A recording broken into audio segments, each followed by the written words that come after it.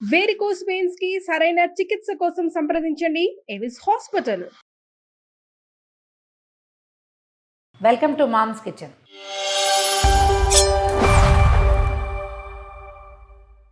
సాయంకాలాలు సాధారణంగా మనం ఏ చపాతీలో జొన్న రొట్టెలో లేకపోతే రాగి రొట్టెలు పరాటాలు ఏవో రకరకాలు చేసుకుంటాం కదా. జొన్న పిండితో రొట్టెలు చేయటం ఎలాగో చూసాం. అంటే ట్రెడిషనల్ వే కాకుండా కొంచెం ఈజీ వే చూపించేసాం. ఒకవేళ ఎవరికైనా కావాలంటే మన మామ్స్ కిచెన్లో దొరుకుతుంది చూడండి. సింపుల్గా జొన్న రొట్టె చేసుకోవటం. అయితే ఇప్పుడు అంతే సింపుల్గా జొన్నతోటి పరోటా చేసుకోవటం చూద్దాం. జనరల్గా మనకి పరోటా అంటే ఇలా పొరలు పొరలుగా వచ్చేదని, కానీ కాదు. పంజాబీ పరోటా చూస్తాం మనం. పంజాబీ పరోటాల్లో ఏం చేస్తారు, కూర ముక్కలన్నీ గోధుమ పిండిలోనో జొన్న పిండిలోనో డంప్ చేసేసి ఒత్తేసి కాల్చేస్తారు. ఇందులో కర్ర వాడకుండా ఈజీగా చేసుకునే విధానం చూద్దాం. చాలా సింపుల్ ఈజీ అనండి. అలవాటైతే ఎంత బాగుంటుందో. ఇది పిల్లల కంటే కూడా పెద్దవాళ్ళకి చాలా మంచిదండి. కొంచెం ఏంటంటే జొన్నతోటి కొంచెం స్లిమ్నెస్ వస్తుందని నమ్ముతాం మనం కదా. డైటింగ్ పర్పస్కి బాగుంటుంది జొన్న. దాంట్లో కూర ముక్కలు వేయటం వల్ల ఏంటంటే, కూరలు వేయడం వల్ల రిచ్గా అవుతుంది. అంటే దాంట్లో ఫుడ్ వాల్యూ పెరుగుతుంది, కానీ అలాగే మన డైటింగ్ పర్పస్ కూడా సర్వైవ్ అవుతుంది. ఇలా చేసి చూడండి ఒకసారి. ఒక కప్పు జొన్నపిండి తీసుకుందాం. ఫ్రెష్ జొన్నపిండి అయితేనే బెటర్ అండి. జొన్నపిండి ఫ్రెష్గా ఉంటే బాగుంటుంది.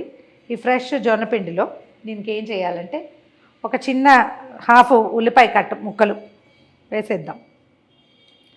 తర్వాత ఒక కీర, ఒక మీడియం సైజు కీరాని కోరేసాను. ఆ కోరిన కీర కూడా చెక్కు తీసి కోరుకోండి. తర్వాత ఒక హాఫ్ క్యారెట్, పెద్ద క్యారెట్ ఇది, హాఫ్ క్యారెట్ కోరేసాం, లేదా ఒక చిన్న క్యారెట్ కోరినా సరే. తర్వాత మెంతికూర నాకు చాలా ఇష్టం అండి. పాలకూర కూడా వేస్ట్ చేస్తున్నా. ఒకవేళ మెంతికూర లేదనుకోండి పాలక్ వేసుకోవచ్చు. యాక్చువల్గా ఇది మా చిన్నక్కయ్య రెసిపీ, తను చేస్తుంది. సో మేము కూడా చేసి చూసాం, బాగుందన్నమాట. మెంతికూర పెద్ద మెంతి దొరుకుతుంది కదా, దాన్ని ఏం చేస్తారంటే ఆకులు వలిచేసి సన్నగా కట్ చేసి పెట్టుకోండి, భలే రుచిగా ఉంటుంది.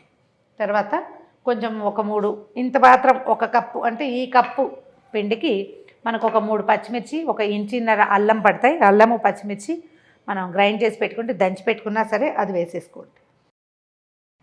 ఒక చిటికెడు పసుపు, తర్వాత ఒక హాఫ్ టీ స్పూన్ కంటే తక్కువ, ఒక పావు టీ స్పూన్ అనుకోండి వాము వేయండి. చాలా బాగుంటుందండి, వాసన భలే చక్కగా ఉంటుంది. ఒకవేళ మీకు వాము వాసన నచ్చకపోతే జీలకర్ర వేసుకోండి, అది కూడా బాగానే ఉంటుంది.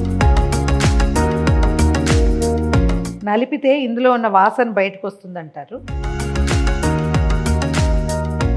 మన రుచిని అనుసరించి ఉప్పు వేసేయండి. వేసేసి దీని మొత్తాన్ని ఒకసారి కలిపేద్దాం. నీళ్లు ముందు పోయొద్దు, అవసరాన్ని బట్టి పోసుకోవాలి. అంటే అన్నీ వాటరీగా ఉంటాయి కదా, కీరలో చాలా తడి ఉంటుంది. ఈ ఉప్పు తగిలేసరికల్లా క్యారెట్ కూడా కొంచెం యూజ్ అవుతుంది కదా.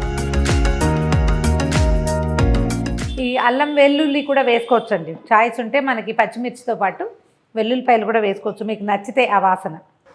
కొంచెం ఒక చిన్న గ్లాసు నీళ్ళు పెట్టి పక్కన పెట్టుకోండి. ఈ స్టవ్ మీద నుంచి వేడి వేడి నీళ్లు ఇందులో పోసేయండి.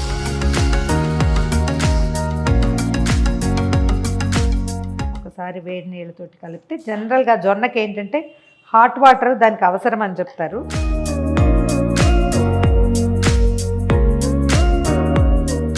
ఇదేంటంటే మన రొట్టెల పిండి పాళం కాదు, బియ్యపిండి చెక్కలు చేసుకుంటాం చూడండి, అట్లా కొంచెం మెత్తగా ఉండాలన్నమాట.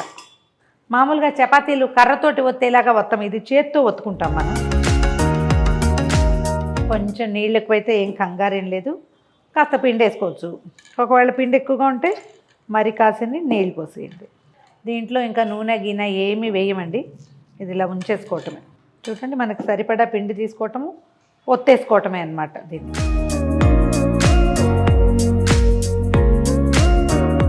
ఓ పెనం పెట్టుకుందాము. ఇది నాన్ స్టిక్ ప్యాన్ లాంటివి, నాన్ స్టిక్ లాంటివి పెట్టకండి. మందపాటిది మన కాస్ట్ ఐరన్ ప్యాన్, లేదా మన దగ్గర ఉన్నది సన్నటి తవా కాకుండా కొంచెం మందపాటిది ఉంటే ఇది నిదానంగా కాలటం కోసం అన్నమాట. ఇది వేడెక్కే లోపల మనం ఈ రొట్టెల్ని ఎట్లా ఒత్తుకోవాలో చెప్తాను. దీన్ని మనం పిండి వేసి వత్తము, రాయి మీద వత్తమండి. సింపుల్ ఈజీ మెథడ్ ఏంటంటే, ఈ సైజు క్లాత్ ఒకటి పెట్టుకోండి. మన హోమ్ నాప్కిన్స్ ఉంటాయి కదా, కిచెన్ నాప్కిన్స్, అలాంటివి పనికొస్తాయి. నావన్నీ ఎక్కువగా పంచముక్కలే ఉంటాయండి, వాటినే పెట్టుకుంటాం. ఈ సైజు ముక్క ఒకటి తడిపేసి పిండేయండి గట్టిగా. దాని మీద మనకి సరిపడా ఎంత కావాలో దీనికి సరిపడా ఆ మాత్రం ముద్ద తీసుకోండి, పెట్టండి. కొంచెం తడి చేయి చేసుకోండి, చాలా నీళ్ళ చేయి కాదు, కొద్దిపాటి తడి చేసుకుని దీన్ని ఒత్తేయండి. అది లేచి వచ్చేస్తుంటే మనం దాన్ని అదిమేసేయాలి అంతే. రౌండ్గా మనకి చేతనైనంత గుండ్రంగా చేసేద్దాం. ఫస్ట్వి కొంచెం చిన్నవే వస్తాయండి, మనకు కాస్త ఇది అలవాటు అయ్యాక పెద్దది వస్తుంది. మనం ఎంత పెద్ద ముద్ద తీసుకుంటే అంత పెద్దది వస్తుంది. నిర్మోహమాటంగా పలచం చేసేయండి, ఏం పర్వాలేదు, అది వెళ్ళాలి కోసాల దాకా అంతే. దీనికి కర్ర అవి వాడాల్సిన అవసరమే లేదు. 1-2 సార్లు చేసి చూస్తే మనం ఇదే మెథడ్లో రాగి రొట్టెలు కూడా చేసుకోవచ్చు. ఓకే, ఒత్తి పెట్టుకున్నాము. పెనం కాలింది. దీన్ని ఏం చేయాలంటే ముందు కొంచెం గ్రీస్ చేసి పెట్టుకోవాలి.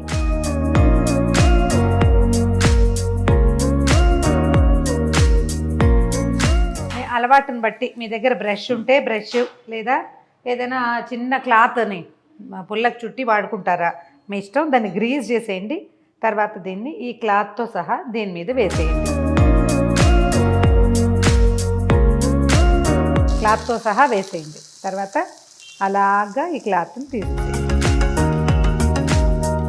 తీసేసి మనం తడి చేస్తే ఒక్కసారి కొంచెం దీన్ని తడిపితే సరిపోతుంది. చాలా కొంచెం ఎక్కువ చేయొద్దు. ఎక్కువ చేస్తే ఏమంటుంది, ఇగో ఇట్లా మూవ్ అయిపోతుంది అన్నమాట. ఇప్పుడు ఏం చేద్దామంటే 1/2 స్పూన్ నూనె. ఎక్కువ నూనె వాడద్దండి. మీరు చాలా డైటింగ్ ప్లాన్ ఉంటే కొంచెం నూనె తక్కువ వాడుకోండి. మన పెనం ఎంత పాతది, ఎంత బాగా కాలి ఉన్నది అనే దాని మీద దీని అందం డిపెండ్ అయి ఉంటుందన్నమాట. కావాలనుకుంటే మూత కూడా పెట్టుకోవచ్చండి.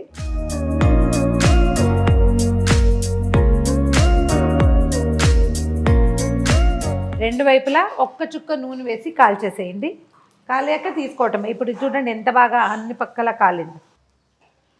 రెండో వైపు కూడా ఒక చుక్క నూనె వేయండి. ఒకవేళ మీది చాయిస్ దేశీ ఘీ లాంటివి ఏమైనా, మంచి నెయ్యి మన దగ్గర కాచుకున్న నెయ్యో కొనుక్కున్న నెయ్యో ఉంటే కనుక అది వాడుకోండి, ఇంకా హెల్తీగా ఉంటుంది.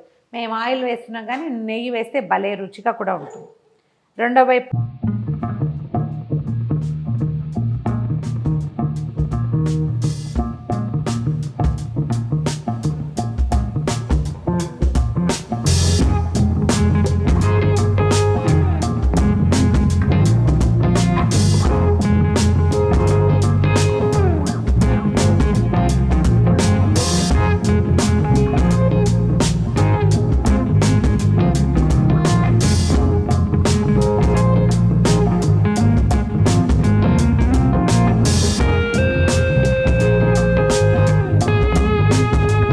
ఇదిగోండి మన జొన్న పరాటాలు రెడీగా ఉన్నాయి.